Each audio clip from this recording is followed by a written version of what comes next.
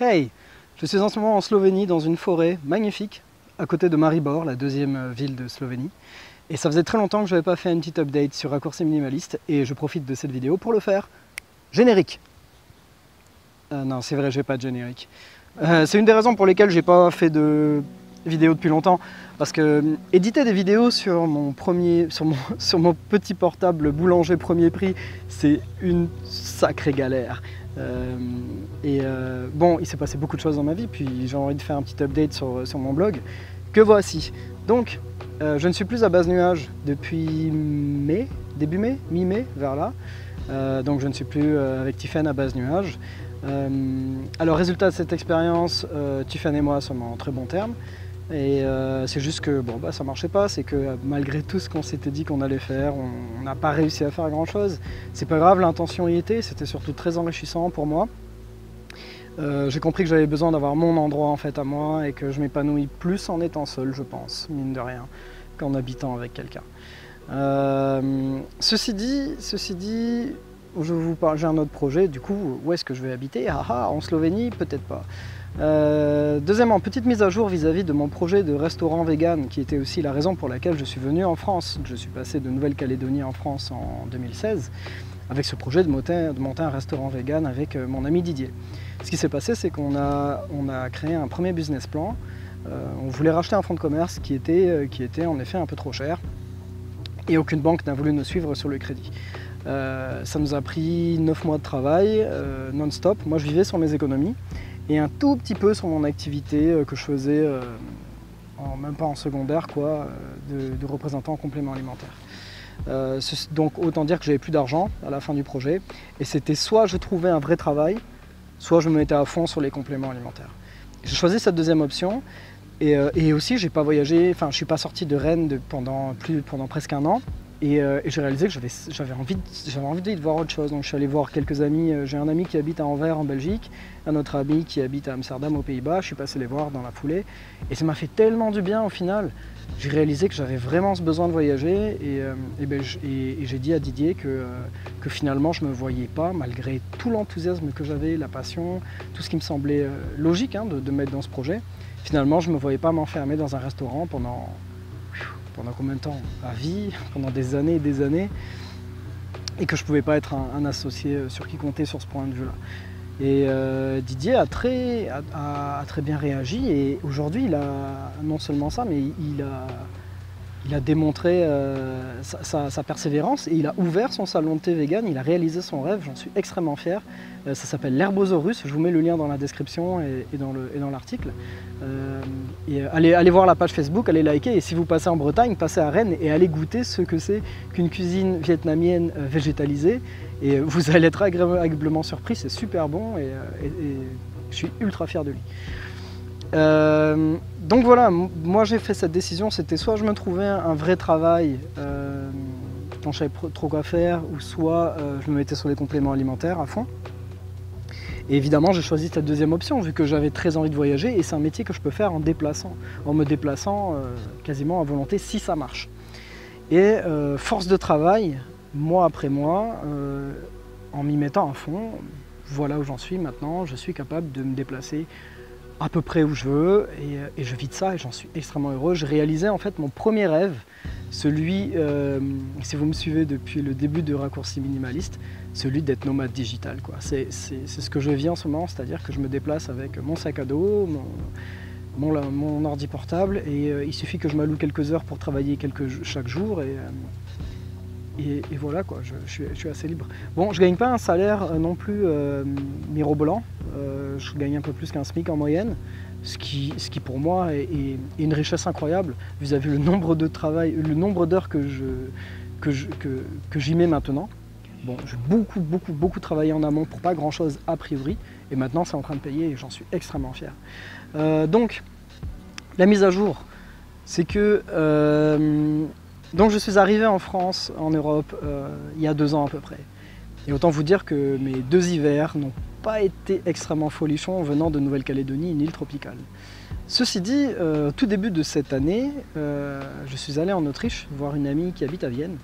Et son petit ami nous a emmenés voir ce que c'est les montagnes autrichiennes en hiver. J'ai pris une claque, j'ai vu la neige pour la première fois de ma vie, je suis tombé fou.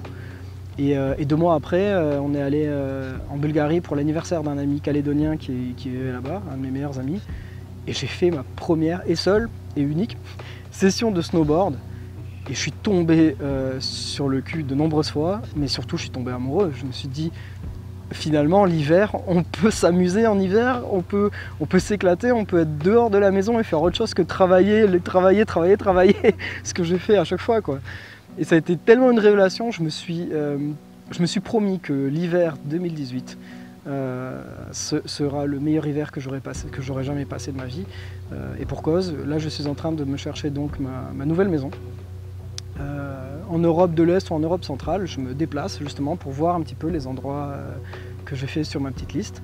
Et je veux trouver le meilleur endroit où faire du snowboard vis-à-vis de mon budget, qui est pas... Sinon je serais resté en France. Hein. En France, en Suisse, en Autriche ou en Italie, c'est sûr que là il y a les meilleurs spots d'Europe, hein, dans les Alpes.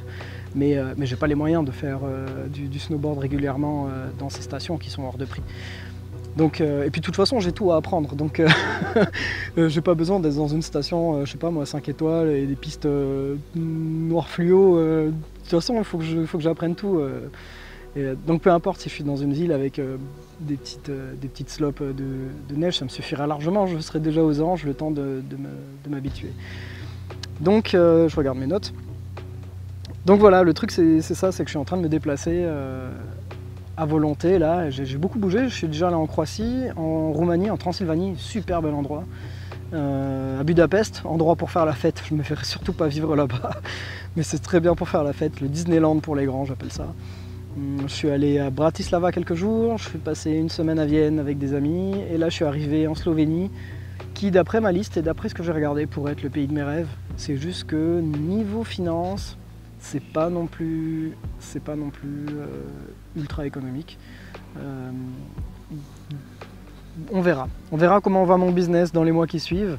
Il y a des chances que je choisisse la Slovénie peut-être l'année prochaine pour m'installer, parce que même en été, bon là c'est la fin de l'été, mais les forêts sont incroyables, quoi. Et là je ne suis qu'à Maribor, je ne suis pas encore allé à Ljubljana, la capitale, j'y vais demain. Et les gens sont super sympas et il y a une super bonne ambiance ici. Je comprends pourquoi beaucoup de gens s'expatrient en Slovénie. Bon, bah, petit update, puisque c'est l'update de mon blog. Où en suis-je sur le minimalisme? Le minimalisme, eh bien, c'est ce qui me permet aujourd'hui de me déplacer. Quand je vais rentrer à Rennes en début d'hiver, je me suis promis de rentrer à Rennes avant le 15 novembre pour récupérer mes affaires. Et donc j'aurai trouvé ma nouvelle base. Et donc ça ne sera plus une base nuage, ce sera une base neige. Oh, oh. Et le but du jeu, c'est de mettre toutes mes affaires dans une valise. Donc oui, j'ai plus d'affaires, j'ai plus que 100 affaires aujourd'hui, je pense, 100 objets.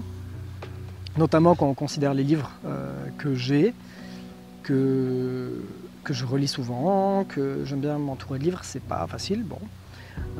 Mais je pense que ça va, quoi. Si je vis avec une valise, un sac à dos et un petit sac de journée, de randonnée, j'ai réalisé je suis minimaliste et c'est ce qui me permet aujourd'hui de me déplacer à volonté, de pouvoir me sentir libre. Parlons du minimalisme alimentaire, le jeûne intermittent.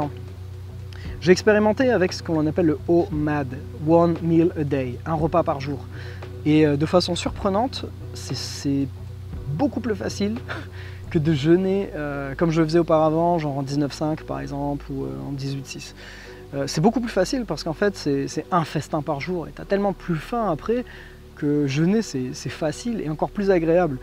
Et bon, alors en voyageant évidemment, la discipline au niveau alimentaire elle est un peu moins stricte. Bon, je suis toujours, de toute façon je suis toujours vegan, ça c'est sûr. Donc, et puis c'est pas si difficile que ça de trouver où manger en cherchant un peu ou en cuisinant soi-même, hein, c'est ce qui est beaucoup plus économique. Mais c'est vrai que je fais pas forcément un seul repas par jour. Et c'est vrai qu'en voyageant, eh bien, je bois un petit peu plus d'alcool que d'habitude, ce qui n'est pas dans mes habitudes, mais c'est vrai que c'est un super... c'est un outil social, quoi, vraiment. Moi, je suis vraiment pas dans cette habitude de sortir dans les bars et de boire, mais je m'y fais et j'ai l'impression de devenir humain, j'ai l'impression d'apprendre à devenir humain et à s'amuser comme des humains. C'est toujours mieux que de rester chez soi et travailler comme une tête brûlée et rester devant l'ordi après parce qu'on ne sait pas quoi faire et parce qu'on a la flemme de sortir. Voilà. Que dire de plus? Eh bien, je pense avoir fait le tour. La recharge de ma base neige, le jeûne intermittent, je vous recommande d'essayer un repas par jour, un gros repas par jour, c'est facile. Le minimalisme, et l'aventure continue, et la vie est belle. Et j'espère pouvoir faire des mises à jour encore sur Raccourci Minimaliste quand j'aurai les moyens de m'acheter un nouvel ordi plus puissant, qui me permettra de faire de l'édition vidéo sans m'arracher les cheveux, parce que j'ai coupé 5 secondes et que ça prend 10 minutes à tout recalculer. Voilà, merci de me suivre sur Raccourci Minimaliste comme d'habitude, ça me fait toujours plaisir et j'espère que vous aussi, votre aventure, que ce soit sur la voie de la simplicité ou de la régénération naturelle, que tout se passe au mieux et je vous souhaite le meilleur. Merci et à bientôt.